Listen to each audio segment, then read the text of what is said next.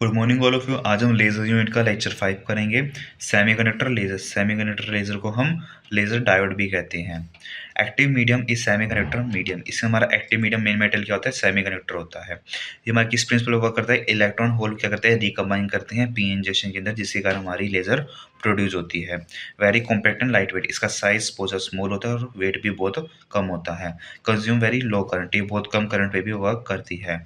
Output wavelength इससे क्या होती है? अप्रोक्सीमेटली 800 टू 1600 नैनोमीटर होती है, जो कि हमारे मटेरियल पे डिपेंड करते हैं या फिर उसकी डोपिंग पे डिपेंड करती है। Construction of semiconductor laser. तो सेमीकंडक्टर लेजर में आपस में क्या होता है? दो सेमीकंडक्टर होते हैं, पी टाइप और एन टाइप। बीच में हमारे क्या होता है? पी एन जंक्शन होता है, जहाँ से हमारी लेजर क्या होती है? प्रोड्यूस होती है। और हमारे पूरा क्या हो गया? एक्टिव मीडियम हो जाएगा। इसमें हमारे पास टॉप में मेटल होता है और बॉटम में मेटल होता है, जहाँ पे हम क्या करते हैं? बाइसिंग, फॉरवर्ड बाइसिंग इसको प्रोवाइड करते हैं। हमारे अंदर ऑप्टिकल कैविटी के अंदर हमारे पास में मिरर नहीं होती है। ऑप्टिकल कैविटी में हमारे पास में सरफेस होती हैं। जो इस साइड का सरफेस होता है ये फुली रिफ्लेक्टिव होता है। जो इस साइड का ये वाला सरफेस है ये हमारा क्या होता है? पार्शियल रिफ्लेक्टिव होता है। फर्स्ट कंपोनेंट का है active medium. Depletion region between P N junction. जो पी एन जंक्शन बीच में जो डिप्लीशन रीजन आता है वो हमारा क्या होता है? एक्टिव मीडियम की तरह एक्ट करता है। Second, pumping source. इसमें पंपिंग सोर्स क्या होता है? Forward biasing through the metal conductor. जो यहाँ पे हम इसको एनर्जी प्रोवाइड करते हैं फॉरवर्ड बाइसिंग के थ्रू, यही हमारी क्या करती है? पंपिंग इसको प्रोवाइड कराती है। इसमें हमारे पास में ऑप्टिकल कैविटी होती है। हमारे पास में दो सरफेस होती हैं इसकी दोनों साइड। एक हमारे पास में फुली रिफ्लेक्टिव होता है और दूसरा हमारे पास में क्या होता है? पार्शियल रिफ्लेक्टिव होता है। अभी हम पढ़ेंगे वर्किंग ऑफ सेमीकंडक्टर लेजर। हमारे पास इसके अंदर क्या होता है? तीन लेवल होते हैं, and conduction band, balance band and Fermi level. इसमें जो हमारा कंडक्शन बैंड, दोनों कंडक्शन बैंड और दोनों बैलेंस बैंड के बीच जो गैप होता है एन और पी के अंदर, वो बहुत ज़्यादा होता है जब तक हम इसके अंदर वोल्टेज अप्लाई नहीं करते। और जैसे हम वोल्टेज प्रोवाइड करते हैं तो हमारा जो डिफरेंस होता है कम हो जाता है, और साथ में जो हमारा डिप्लीशन रीजन होता है ये हमारा क्या होता है? नैरो हो जाता है। जिससे कारण हमारे क्या होते हैं? फॉरवर्ड बाइसिंग के अंदर यहाँ से हमारा इलेक्ट्रॉन होता है और इस साइड से हमारे आते हैं होल्स आते हैं, क्योंकि फर्मी लेवल के ऊपर हमारे कहते हैं होल्स होते हैं। ये दोनों रिकम्बाइन करते हैं। रिकम्बाइन के टाइम हमारे पास में एक फोटोन क्या होता है? इस पर इंसिडेंस को ट्रिगर करता है, जिसके कारण हमारे पास में दो आइडेंटिकल फोटोन रिलीज होते हैं सेम फ्रिक्वेंसी और वेवलेंथ के, जो कि हमारी लेजर प्रोड्यूस करते हैं।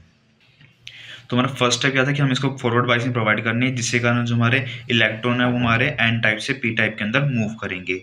उसके बाद हमें पॉपुलेशन इन्वर्जन अचीव करना है। डिप्लीशन रीजन हमारा नैरो हो जाएगा, जिसके कारण हमारे जो पी एन जंक्शन है उसके अंदर बहुत ज़्यादा इलेक्ट्रॉन और होल्स आ जाएंगे। स्टिमुलेटेड एमिशन, एक हमारा फोटोन आएगा जो करेगा इस रिएक्शन को ट्रिगर करेगा, जिससे कारण हमारे होल्स और इलेक्ट्रॉन रिकम्बाइन करके हमारे पास में टू आइडेंटिकल फोटोन रिलीज करेंगे। और फोर्थ में जो ऑप्टिकल कैविटी है वो करेगी इसको एम्पलीफाई करेगी और यूनिडायरेक्शनल बना देगी। एडवांटेजेस क्या है सेमीकंडक्टर लेजर की? ये कम्पैक्ट, इसका साइज स्मॉल होता है, वेट भी बहुत कम होता है, ये बहुत कम पावर कंज्यूम करती है, इसकी एफिशिएंसी बहुत ज़्यादा है, 60% मेरे पास में एफिशिएंसी प्रोवाइड करती है, और ये 1 to 3 वोल्टेज पे रन करती है, बहुत कम वोल्टेज पे लेजर फॉर्म हो जाती है। Disadvantages of semiconductor laser. Outer beam is diverge, कि इसमें जो आउटर बीम होती है उसका जो थोड़ा सा डाइवर्जेंस एंगल का होता है ज़्यादा होता है, इसलिए हमें इसके अंदर लेंस की जरूरत पड़ती है ताकि हम उसको यूनिडायरेक्शनल बना सके। Sensitive to the temperature, required cooling, के पास में टेम्परेचर बहुत ज़्यादा सेंसिटिव होती है कि टेम्परेचर चेंज हो तो हमारे पास में लेजर के अंदर हमारे पास में चेंजेस आ सकती हैं, इसलिए हमें इसके अंदर कूलिंग की रिक्वायरमेंट होती है। लिमिटेड लेजर इंटेंसिटी, किसकी जो लाइट की इंटेंसिटी होती है वो एक टाइम तक लिमिटेड होती है, हम उससे ज़्यादा उसकी इंटेंसिटी को इंक्रीज नहीं कर सकते। Short life if improper handle, हम इसको बहुत ज़्यादा संभाल के रखना पड़ता है वरना फिर इस चीज़ हमारे पास में जल्दी खराब हो सकती है। लेजर पॉइंटर के अंदर यूज होती है, लेजर प्रिंटर में यूज होती है, जो बस में सीडी और डीवीडी ड्राइव हम रेडी करते हैं उसके अंदर हमारा सेमीकंडक्टर लेजर यूज होती है, और फाइबर ऑप्टिक जो कम्युनिकेशन करते हैं बाय मीन ऑफ लेजर उसके अंदर भी हमारी सेमीकंडक्टर लेजर यूज होती है। नेक्स्ट टॉपिक है एप्लीकेशन ऑफ लेजर, कि हमारा लेजर कहाँ कहाँ पे यूज होती है। होलोग्राफी में यूज होती है 3D वर्चुअल ऑब्जेक्ट्स को बनाने के अंदर। इंडस्ट्रीज के हमारे पास में कटिंग, वेल्डिंग और ड्रिलिंग में यूज होती है। मेडिकल के अंदर ये हमारी ब्लडलेस सर्जरी को परफॉर्म करने में यूज होती है, और साथ में जो ब्लड वेसल्स होती है उनको जोड़ भी देती है। ये हमारे कैंसर के ट्रीटमेंट के अंदर यूज होती है, और साथ में हमारी आइट सर्जरी के अंदर यूज होती है, और जो हम tattoo removing, stretch marks removing, hair removing और जो बर्थ मार्क रिमूविंग करते हैं उसके अंदर हमारी लेजर यूज होती है। लेजर हमारी कम्युनिकेशन यूज होती है in terms of fibre optics. Research के अंदर हमारी यूज होती है। लेजर इंड्यूस न्यूक्लियर फ्यूजन के अंदर हमारी लेजर यूज होती है। होलोग्राफी होलोग्राफी के हमारे पास एक टेक्निक है जिससे कि हम कोई भी ऑब्जेक्ट का होलोग्राम रिकॉर्ड या फिर रिकंस्ट्रक्ट कर सकते हैं। होलोग्राम क्या होता है? 3D वर्चुअल इमेज होती है कोई भी ऑब्जेक्ट की, जिसको हम लेजर की मदद से उसको प्रोड्यूस करते हैं।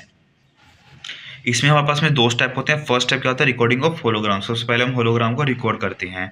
तो हमारे पास में जो लेजर बीम होती है उसको हम स्प्लिट करते हैं बीम स्प्लिटर की हेल्प से, दो बीम के अंदर, एक रेफरेंस बीम एक ऑब्जेक्ट बीम। जो हमारी ऑब्जेक्ट बीम होती है वो ऑब्जेक्ट से रिफ्लेक्ट होती है, और जो रेफरेंस बीम होती है वो डायरेक्टली क्या करती है? रिकॉर्डिंग फिल्म पे पहुंचती है, और हम इन दोनों बीम को यूज करके होलोग्राम को रिकॉर्ड करते हैं। Second step है reconstruction stage. When developed hologram is illuminated with the laser beam, it diffracts the light and form a 3D virtual image of the original object. अभी हमने जो hologram को record किया था, हम उसके अंदर लेजर पास करेंगे तो हमारे पास में क्या बनती है? एक 3D वर्चुअल इमेज बनती है उस ओरिजिनल ऑब्जेक्ट की by the mean of laser. और जो हम होलोग्राम कंस्ट्रक्ट करते हैं उसके अंदर कोई भी ऑब्जेक्ट की डेप्थ कितनी है वो हम देख सकते हैं। हम उस ऑब्जेक्ट को मल्टीपल एंगल से देख सकते हैं। हमें ऐसा लगेगा कि वो ऑब्जेक्ट हमारे पास में रियलिटी के अंदर रखा हुआ है, बट वो क्या होगा? एक वर्चुअल ऑब्जेक्ट होगा, और हमें ये पता चलेगा कि रियल लाइफ के अंदर वो रियलिस्टिक उसकी अपीयरेंस कैसी है या फिर वो कैसा दिखता है।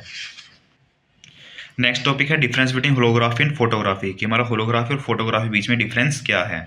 Holography it produce 3D image with depth and multiple angle, कि होलोग्राफी हमारी एक वर्चुअल 3D इमेज को क्रिएट करता है जिसके हमारे पास में डेप्थ होती है और हम उसको मल्टीपल एंगल से व्यू कर सकते हैं। और यहाँ पे जो हमारा फोटोग्राफी होती है हमारे पास में 2D फ्लैट इमेज प्रोड्यूस करता है विदाउट एनी डेप्थ।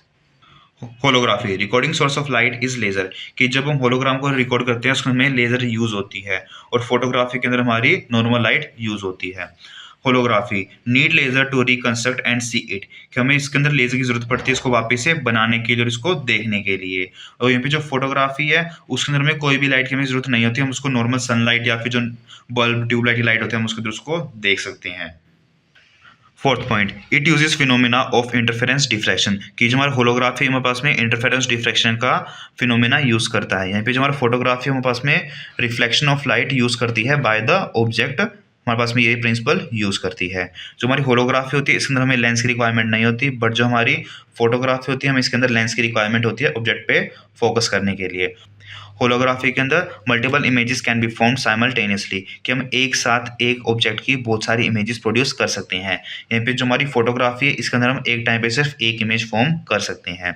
होलोग्राफी हमारी कहाँ यूज होती है? 3D डिस्प्ले के अंदर, सिक्योरिटी के अंदर हमारी होलोग्राफी यूज होती है। और जो हमारी फोटोग्राफी किस में यूज होती है? फोटोग्राफ के अंदर। और जो हम यहाँ पे प्रिंट मीडिया में जो हम प्रिंट कराते हैं प्रिंटर से, उसमें हमारी फोटोग्राफी यूज होती है। Thanks for watching. If you have any doubt you can comment down in the comment box. Thank you.